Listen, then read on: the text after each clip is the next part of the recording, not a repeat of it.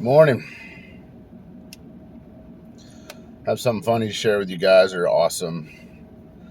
Have a good message for this morning, something I'm really taking to heart. And then I've got another story that'll either be funny or amusing, or maybe it'll be inspiring. I don't know. I'm going to share it anyway.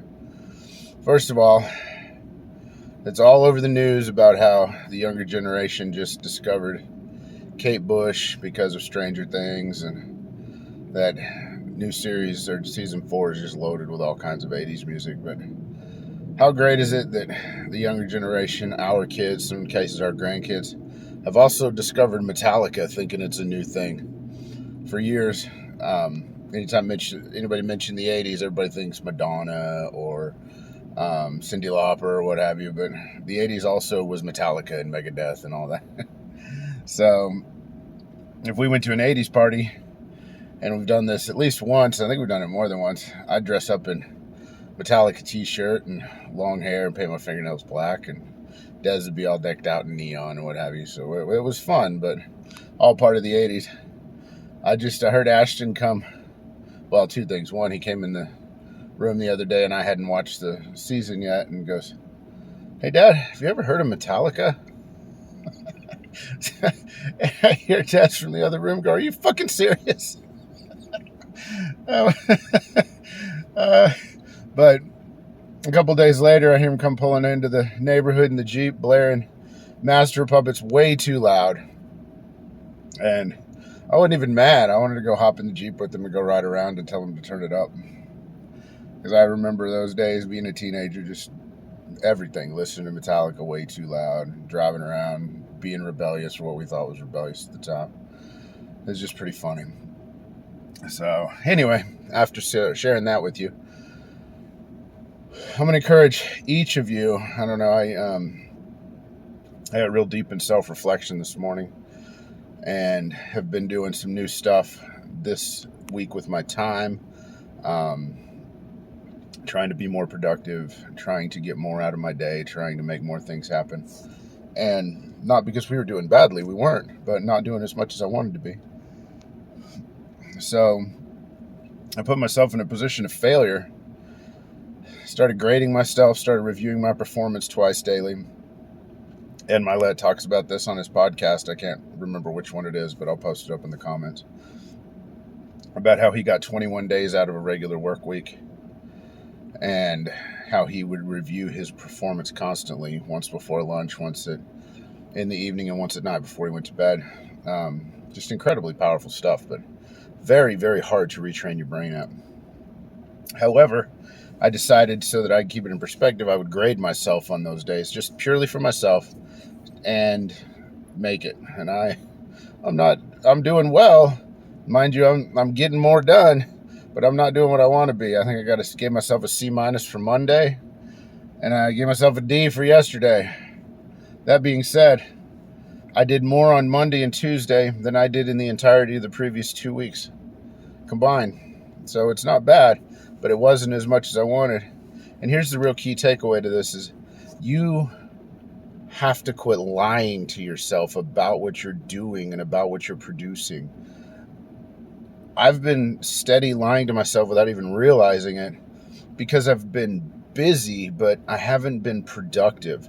And this is after over 6 months of focus and offloading tasks that can be done by somebody else, or that I can pay somebody else to do.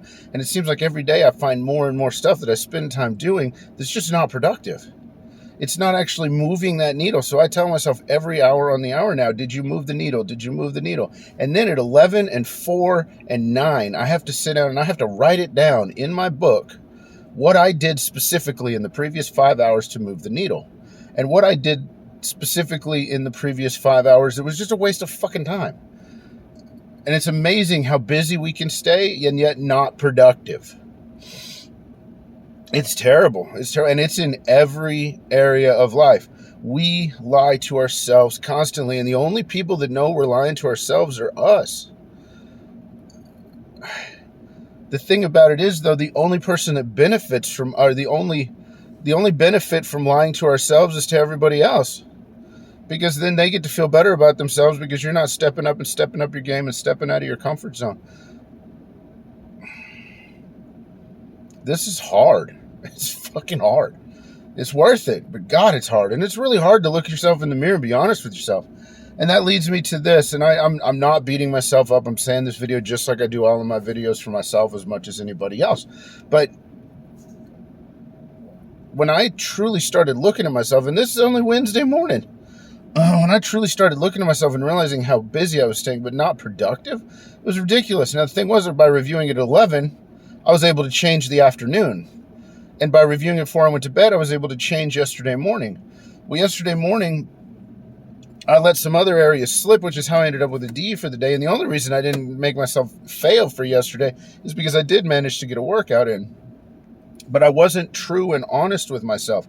I got a lot done yesterday. I was very productive yesterday, but only in one area of my life.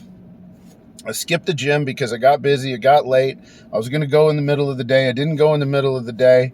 And as a result, I was not true to myself. And even though it was productive, and even though I spent a really good walk with Daz and we had a good time yesterday and we enjoyed spending time with each other, that's the only reason I didn't have a fail for the day yesterday.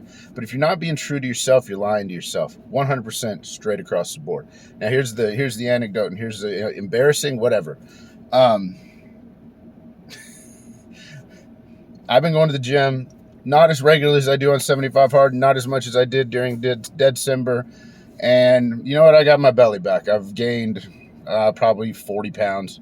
Now, granted, I bet you 20, 30 of that is straight water weight and fluid in my abdomen from too much beer and too much excess carbs. And whether you believe all that or not, it doesn't matter. I know it works for me. So that being said, had to eliminate beer in my life, or at least a lot of it. Had to start exercising regularly, had to start going to the gym regularly. And here's the funny thing, and this is me. I don't know if this is you or anybody else. But when I started going back to the gym, one, it was hard because none of my really cool First Form shirts fit anymore.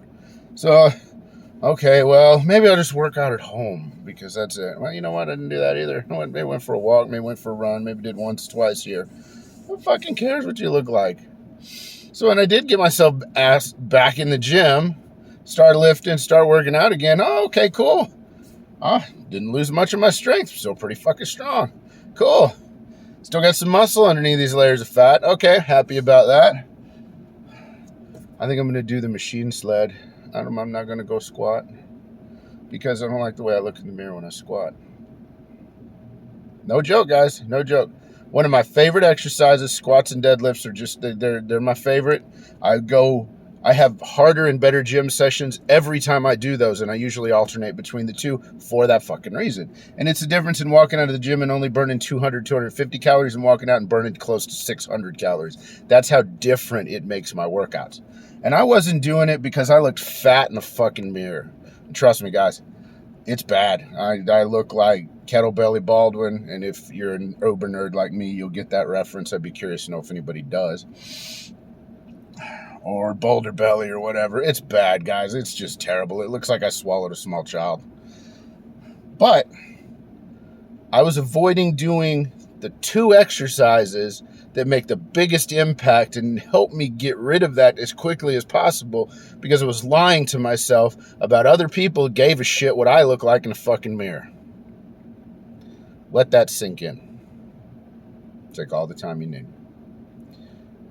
If you're going to lie to yourself, you don't need good excuses. Give yourself whatever excuse you want.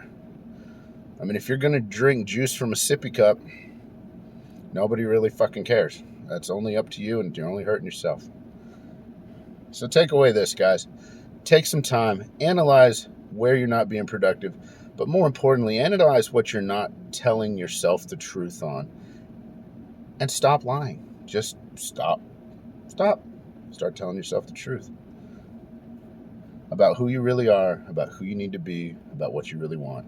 Stop giving a flying fuck what other people think about you, because you know what? It's not up to them. I'll tell you one thing right now. I was disgusting. I was sweaty. I was working out. I was loving it in all of my freaking big ass belly glory in the gym today. Had a killer workout. Nobody fucking cared but me. Nobody cared. Nobody was looking at me and pointing and laughing. Nobody gave a shit. And if they did, you know what? I wouldn't care anyway. because I'm done lying to myself. Do the same for yourself, guys. Love y'all. Peace.